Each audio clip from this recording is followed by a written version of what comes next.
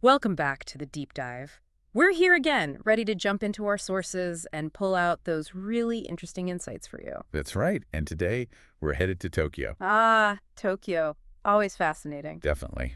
Our mission today is to give you a real feel for what life there can be like. We're looking at it through the eyes of someone who was just there. So not just the tourist highlights. Exactly. We want to unpack the practical stuff, the little discoveries, navigating things, finding those hidden food spots, maybe some quiet corners away from the usual buzz. Sounds great. And what are we working from? We've got this really detailed account from someone who spent 3 weeks there. It gives quite an intimate look at daily life, seasonal stuff, some unique places they found, a really fresh take. Okay, 3 weeks is a good chunk of time. So let's start at the beginning, arrival. How did our travelers' Tokyo experience kick off? Well, they flew in from Seoul. It was a 9 a.m. flight, apparently snowy in Seoul, and they were already pretty tired. Okay, long travel day brewing. Yeah, but what struck me was how immediate the Japanese experience was. Yeah. Like the very first thing they ate right after landing, a pickled plum onigiri and coffee. Oh, wow. Straight into it. Not like hitting a Starbucks or something. Exactly. It felt Yeah. very specific. Yeah, A quiet little welcome taste of Japan. I like that. And you mentioned the weather contrast. Snow in Seoul. Right. And then they land in Tokyo, and it's surprisingly warm for December. Felt more like autumn, actually. Huh. Interesting. So, first impressions are warm weather and pickle plum. Pretty much. And that warmth meant they actually got a sort of second autumn, seeing fall leaves still around, which is lucky for December. Nice. They kind of set the tone, like maybe expect the unexpected on this trip. And practically speaking, they mentioned needing a good nap right away. Always essential after travel. Definitely. And it leads to a useful tip they shared. Maybe you don't need super heavy winter gear for Tokyo in December. Their experience was quite mild, something to keep in mind if you're packing. Good practical takeaway right there. Okay, so they've arrived, maybe napped. Let's talk food. I hear Tokyo's food scene is legendary. Oh, it is. And the source has some great stories. First off, this popular seafood bowl place, apparently waits can be over an hour. Yikes. Yeah. But our traveler had a plan. Went for a really early dinner, like 4:30 p.m. Smart move. Totally cut the wait down to about 30 minutes. They got the matsu course and added uni, that's sea urchin.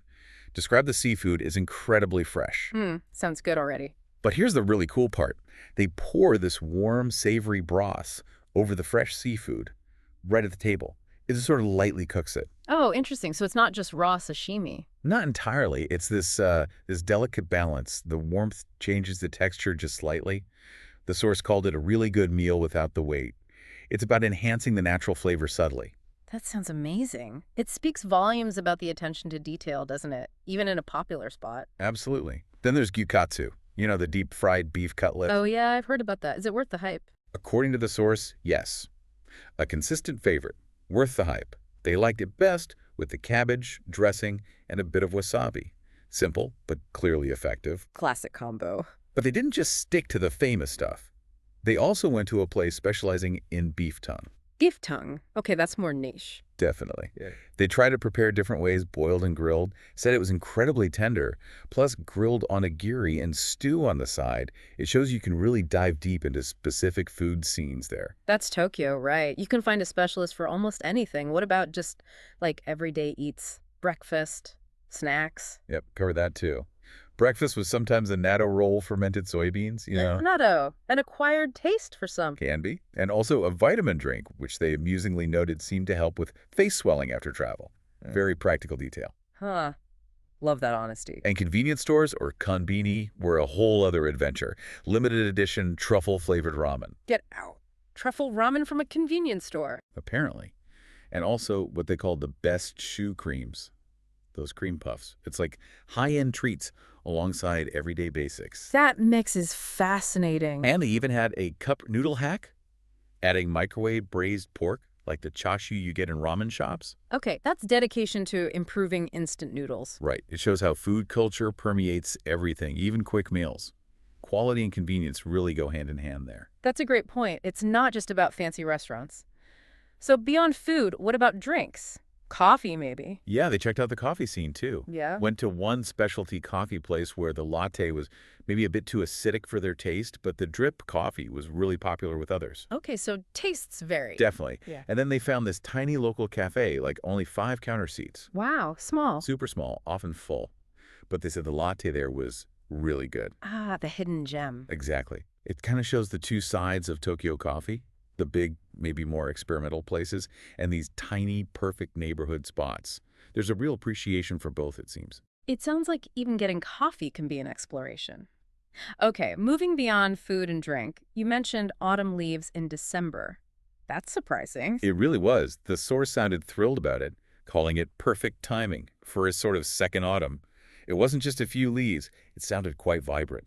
That must have been beautiful. Did that lead them to explore parks or gardens? It did. It actually led them to a museum nearby, one focused on Chinese and Japanese sculptures. It was their first visit. How was the museum itself? They enjoyed it, but what they really emphasized was the building's architecture and just the overall kind of serene atmosphere. It wasn't just about ticking off exhibits. I get that. Sometimes the space itself is the experience. Totally. And the real highlight, inside the museum was the Nesu Cafe. Oh, Yeah, it had this beautiful view overlooking the museum's gardens.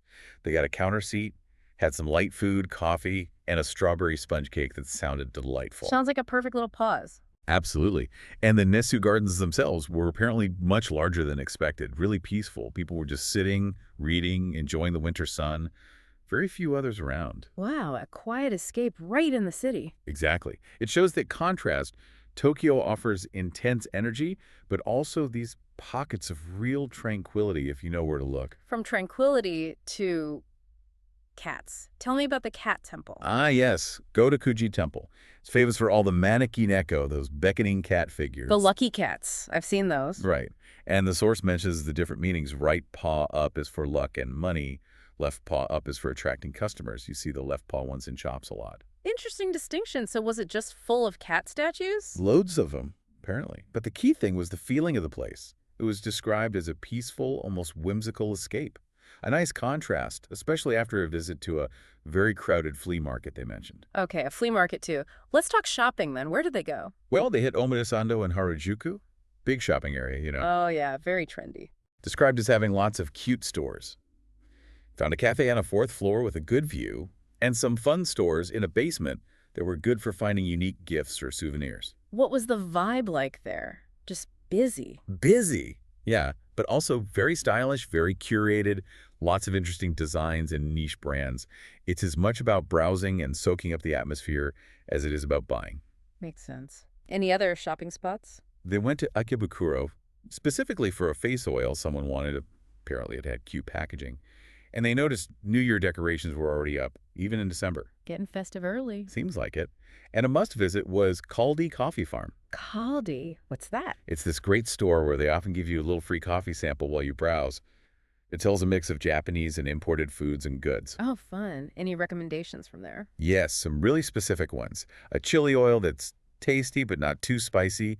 A best-selling salad dressing, this popular spreadable melon bread paste. Spreadable melon bread. Okay, need to try that. Right. Also a brownie mix and good coffee beans. It's the kind of place you find everyday items that locals actually use and love. Those are the best souvenirs sometimes. Totally. And for pop culture fans, a stop at a Ghibli store was essential. They mentioned new products come out monthly, things like a stained glass puzzle and a tiny cute calcifer candle holder. Oh, calcifer. Gotta love Ghibli. Now, you mentioned a flea market contrast with the cat temple. Ah, yes, the Setagaya Boroichi Flea Market. This sounded intense. How so? It's described as one of Japan's largest, but it only happens twice a year. Around 700 stalls. 700. Wow. Yeah, the source talked about the sheer scale, the crowds, the incredible variety. You could find anything from antique matcha bowls to tools. Yeah. Plus food stalls, they tried beef stew and sukuni, which are like grilled meatballs. Sounds like sensory overload. That's exactly the impression. The traveler admitted feeling overwhelmed by the crowd. It's not just shopping, it's like a full immersion experience. Yeah. You have to embrace the chaos a bit. A real slice of local life, though. Okay, so Tokyo by day is packed with food, culture, shopping. What about Tokyo after dark? The city really transforms, doesn't it? They mentioned the Christmas lights were up, creating this magical atmosphere. It was interesting how Christmas vibes and the lingering autumn feel seem to exist side by side. That's a cool mix. Yeah, unique blend. They found a specific photo spot for night views near Ekibukuro. A bit out of the way, apparently, but worth it for the lights, the colors, and it was in a quieter neighborhood. Sometimes the best views aren't the most obvious ones. Exactly. Yeah. And then there's Shinjuku at night, that classic Tokyo image, right? Absolutely. The bright lights, the energy. Yep, the source mentioned those bright lights and busy streets, saying it reminded them of their very first trip to Japan, that iconic feeling. Did they do anything specific in Shinjuku? Caught up with friends over yakitori and beer. Quintessential Tokyo night out, really. Casual, tasty, sociable. Sounds perfect. Yeah. Any other nighttime highlights? Views, maybe? Big time. Yeah. The traveler apparently loves Tokyo Tower. Can't blame him. It's iconic. So they visited the new observatory at Azabudai Hills, partly for the view of Tokyo Tower. Ooh, a new observatory. How was that? Interesting setup. First off, it's not open every single day, so you definitely need to check the schedule before you go. Good tip. Logistics matter. Right. And the entry isn't a typical ticket. It's technically free, but you have to buy something like a cake at the cafe or restaurant up there. Your receipt is basically your entry pass. Huh, that's different. Maybe keeps the crowds more manageable. That seemed to be the effect. They also mentioned going to the Azabudai Hills Christmas market nearby. Lots of stalls, but also long lines there. So the observatory strategy worked better. It sounds like it. They described the view from the Azabudai Hill Mori GP Tower Observatory as amazing. Said it was the closest view you could get of Tokyo Tower. Wow. Any downsides? Well, because it's not like a purpose-built official observatory deck. The glass was apparently a bit reflective, which can affect photos. But the big plus was that it wasn't crowded. So overall, definitely worth a visit, especially if you're a Tokyo Tower fan. It's finding those slightly newer, maybe less conventional spots that offer incredible perspectives. That's a fantastic find. It really feels like we've peeled back some layers of Tokyo here. Yeah, I think so too. We've covered a lot: that surprising autumn overlap, the deep dives into food from seafood bowls to beef tongue, the convenience store finds. The serene gardens, the cat temple, the intense flea market, the different coffee shops, the night views. It's such a mix. It really is. And hopefully hearing about these experiences gives you, the listener, a better sense of how you might navigate the city, what kinds of discoveries are possible beyond the main sites. Absolutely. It makes Tokyo feel more accessible, maybe. More like a place you could actually live in, not just visit. That's a good way to put it. It's about understanding that rhythm of daily life alongside the big attractions. So, wrapping this up, it makes you think. We know the famous landmarks, the Shibuya crossings, the temples, but what are those truly hidden everyday things? The tiny cafes, the specific convenience store snacks, the quiet neighborhood parks that really show you the soul of a city like Tokyo. That's a great question. How do you find those moments for yourself when you travel? Something to ponder. Thanks for unpacking all that fascinating stuff. My pleasure. Tokyo always has more to reveal. Join us next time for another deep dive.